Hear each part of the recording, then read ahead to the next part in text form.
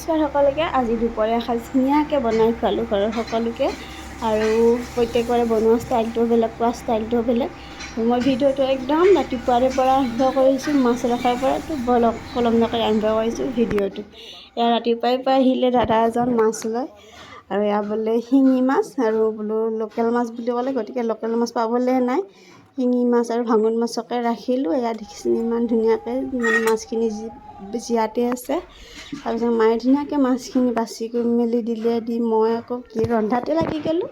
এইফালে হালধি আৰু নিমখ সানি একদম কেৰাহী পাতিয়ে দিলোঁ, বনোৱাহে কথা। দেখিছেনে মাছখিনি কিমান ধুনীয়া, সৰু মাছ খাই বেছি ভাল লাগে। এফালে মাছ বহাই দিলোঁ আৰু এফালে ৰঙালাওৰ গুটিখিনি গুড়ি কৰি ল'লোঁ। লৈ ইয়াতে গৰম পানী দি ধুনীয়াকৈ থৈ দিলোঁ। আদা নহৰু পেষ্টো বনাই ল'লোঁ। লৈ এফালে মাছ ভাজি আছোঁ, এফালে কেৰাহীখন আকৌ পাতি দিলোঁ। দুয়োফালে বহাই দিলে ভাতখিনি সোনকালে হয়।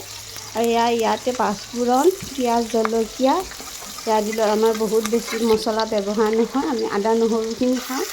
আৰু অলপ অলপ মছলা ব্যৱহাৰো কৰিব পাৰে আপোনালোকে যদি কৰে। ইয়াত আদা নহৰু পেষ্ট দি দিলোঁ। এইখিনি ৰঙচুৱালৈকে ভাজি ল'লোঁ। লৈ ৰঙালাওখিনিটো কুটি ৰাখিছিলোঁ, ৰঙালাওখিনি বহাই দিলোঁ।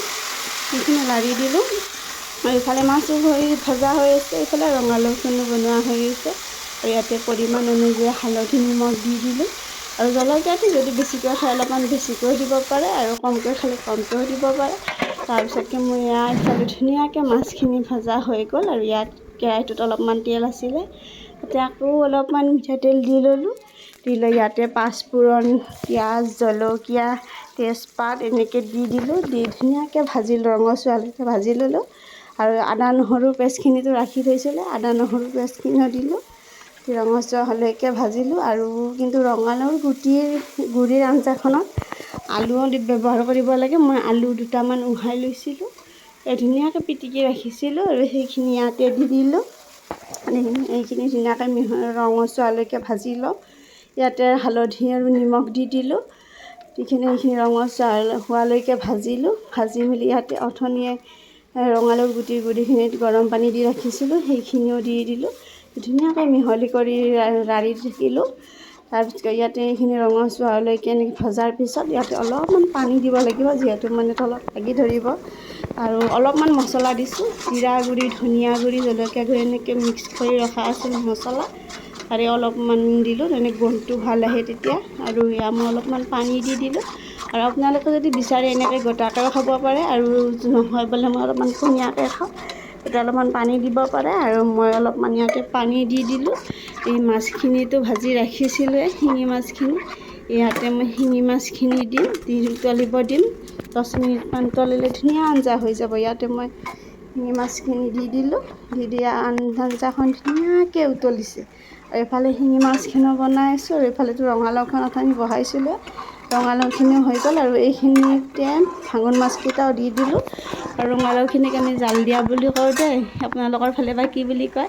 আৰু আমাৰ ৰঙালাওৰ গুড়িৰ আঞ্জা আৰু ৰঙালাও জাল দিয়া হৈ গ'ল।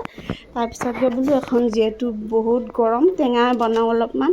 দুপৰীয়া সময়ত টেঙা খাব মন যায়। এয়া সুঠি টেঙা, থৈকাৰা সুঠি টেঙা দিলোঁ, আৰু জলকীয়া এটা দিলোঁ। ইয়াতে পিঁয়াজ আৰু আদা নহৰু ব্যৱহাৰ নকৰোঁ, যদি অলপমান পানী দি দিলোঁ। দি ইয়াতে দিলোঁ মই আটা গুড়ি, আৰু পিঠাগুড়িও দিব পাৰে। আজি আমাৰ পিঠাগুড়ি নাছিলে, আটা গুড়ি অকণমানকৈ দিলোঁ। আৰু হালধি নিমখ দি ধুনীয়াকৈ পানী অলপ দি দিলোঁ। দি ইয়াতে ভাজি ৰখা ভাঙোন মাছকেইটা দি আঞ্জাখন উতলিবলৈ দিলোঁ। আৰু প্ৰায় 10-15 মিনিট উতলাৰ পিছত আঞ্জাখন যে ইমান ধুনীয়া গোন্ধ ওলায়। আৰু বিশেষকৈ গোন্ধ ওলায় কি, মই ইয়াতে নেমু টেঙা চেপি দিছোঁ যে, নেমু টেঙা দিলে খাবলৈ মুখত সোৱাদটোও বাঢ়ে, আৰু গোন্ধটোও একদম ধুনীয়া হয়।